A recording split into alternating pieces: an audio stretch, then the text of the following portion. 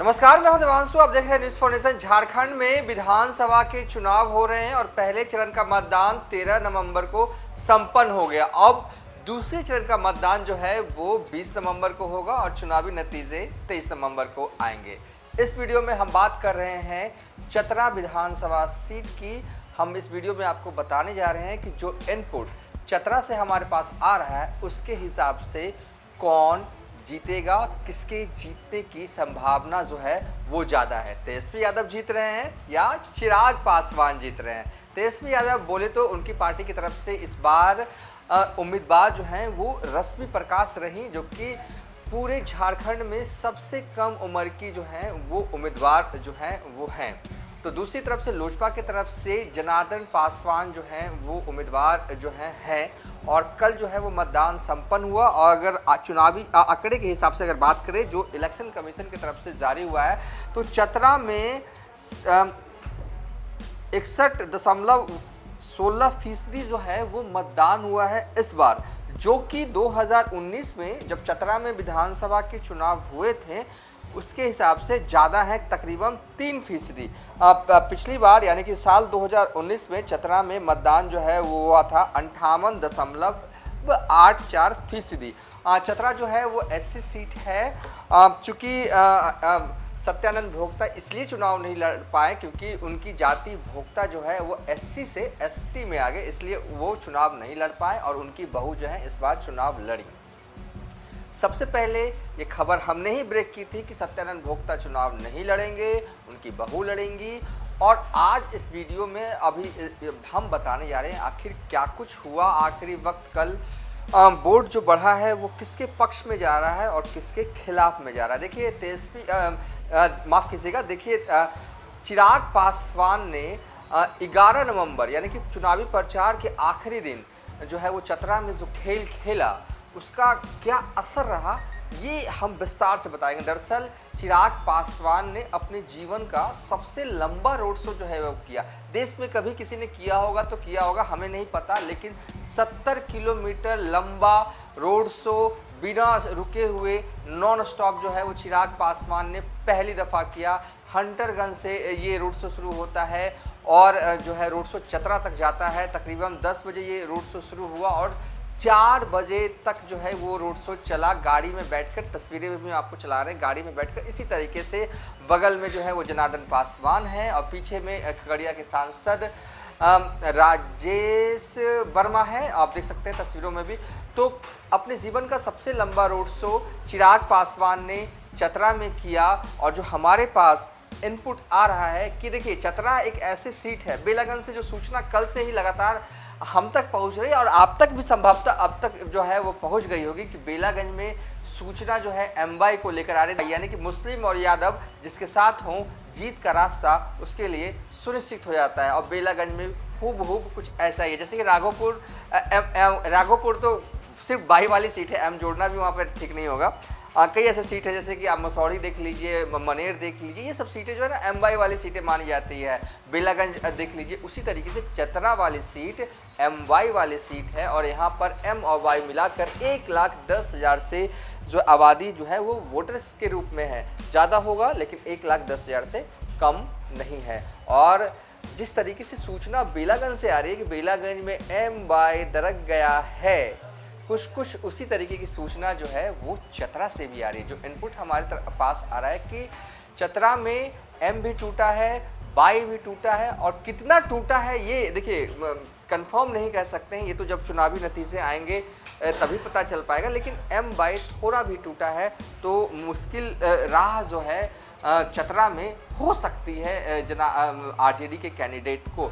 बहरहाल देखिए वहाँ पर पासवान समाज के लोग ज़्यादा है नहीं, चतरा में 10,000 के करीब है। लेकिन जो आरोप पूरे चुनाव की कैंपेन जनार्दन पासवान ने जिस मुद्दे को लेकर लड़ा, डे वन से जब से लोजपा का टिकट उनके लिए कंफर्म हुआ, दिल्ली जाते हैं, दिल्ली में टिकट लेते हैं, पीला वाला लिफाफा लेते हैं लोजपा का, उसके बाद नॉमिनेशन करते, उसके बाद से ही जो है वो डे वन से आरजेडी के खिलाफ यही मुद्दा उठाया गया कि सत्यानंद भोक्ता जो हैं वो मंत्री रहते हुए कोई भी काम करवाने के लिए पैसे लेते थे, 20,000 रुपया, 30,000 रुपया। अगर काम हो गया तो ठीक, अगर नहीं भी हुआ तो तो सत्यानंद भोक्ता जो है वो पैसे वापस नहीं करते हैं। ये कोई हमारे मुखारबिन से निकले हुए अल्फाज नहीं है, ये चुनावी कैंपेन में जो है वो जनार्दन पासवान इसी मुद्दे को उठाकर पूरे चतरा की गलियों की खाक छान गए जनार्दन पासवान कि सत्यानंद भोक्ता तो पैसे लेकर काम करवाते हैं, अगर काम करवाते हैं तो पैसे तो वापस नहीं करते हैं। मंत्री जो 20,000, 30,000, 40,000, 50,000 रुपये लेता हो वो क्या विकास करेगा? यही मुद्दा जो है वो लोजपा की तरफ से जो है वो उठाया गया और बार बार जो है जहाँ भी छोटी जो समूह में जो है वो प्रचार किया जाता है माइकिंग के ज़रिए, जनार्दन पासवान इसी मुद्दे को लेकर उठा रहे थे कि सत्यानंद भोक्ता जो हैं उनको क्षेत्र से कोई मतलब नहीं है, उन्हें क्षेत्र की विकास से कोई मतलब नहीं है, उन्हें बस मतलब है पैसों से। और ये दिखा है मंत्री रहते हुए जो क्रियाकलाप रहा उनका, खासकर क्षेत्र की जनता के प्रति, बस उसी को पकड़े हुए थे जनार्दन पासवान। और चुनाव के दौरान एक और फैक्टर हुआ कि सत्यानंद भोक्ता से आरजेडी के कार्यकर्ता नाराज थे, ये कई कार्यकर्ता नाराज थे, पटना तक की दौड़ लगाई गई, ये किसी से छुपा हुआ नहीं है। कुछ कार्यकर्ता जो पटना नहीं आ सके, मतलब कि आरजेडी में भी कई ऐसे कार्यकर्ता रहे जो कि सत्यानंद भोक्ता या कहें कि रश्मि प्रकाश की उम्मीदवारी से खुश जो है वो नहीं थे और उन कार्यकर्ताओं ने लोजपा का बखूबी साथ दिया। जनार्दन पासवान जो कि लोजपा के उम्मीदवार हैं वो 2 बार विधायक रहे हैं, टोटल 7 बार चुनाव लड़े हैं।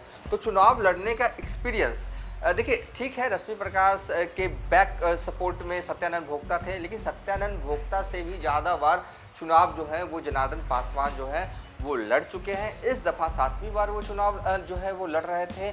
बस इसी मुद्दे को पकड़ना, पैसे वाली बात को बार बार हर जगह माइकिंग के ज़रिए जो उन्होंने सुनाया ना, तो कहीं ना कहीं इसका प्रचार बहुत बेहतर ढंग से किया गया।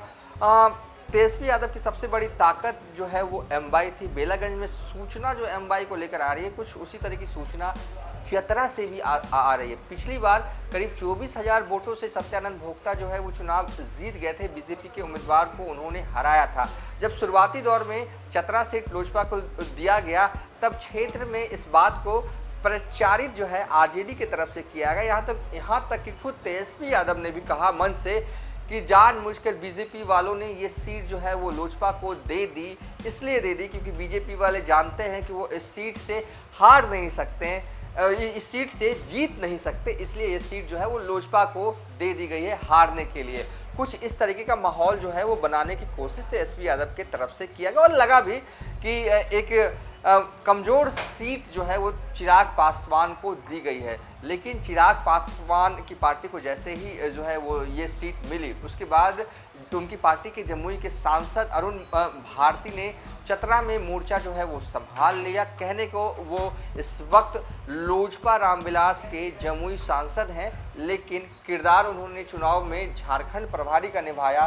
15 दिन लगातार उन्होंने कैंप किया। तो दूसरी तरफ तेजस्वी यादव का 2-3 दौरा जो है वो चतरा में होता है, वो भीड़ जो है पानी जो है वो बारिश होती रही चतरा में, चिराग पासवान भाषण देते रहे। तो कुल मिलाकर लबोलुबाब कहा यह जाता है। कहने का तात्पर्य है कि जो इनपुट हमारे पास आ रहा है उसके हिसाब से एमवाई में सेंधमारी जो है वो हुई है। कितना हुआ है? अगर ज़्यादा हुआ है तो फिर जनार्दन पासवान जीत जाएंगे, उन्हें कोई नहीं रोक पाएगा। अगर कम हुआ होगा तो कसमकस एक टाइट फाइट वाली सिचुएशन जो है वो चतरा में हो सकती है। लेकिन फिर भी अगर मोटे तौर पर देखा जाए, कोई पूछे कि कौन भारी है, कौन किस पर भारी पड़ेगा, तो इसका सीधा जवाब अभी यही हो सकता है कि चिराग पासवान ने जिस तरीके से मेहनत की है 10-15 दिन चुनाव से पहले, वो और दूसरी तरफ आरजेडी के खेमे की तरफ से रश्मि प्रकाश ने भी, हालांकि मेहनत तो चुनावी प्रचार में सब लोग करते हैं, लेकिन जो मुद्दे उठा दिए जाते हैं और जो मुद्दे को उठाकर जो प्रचारित कर दिया जाता है ना,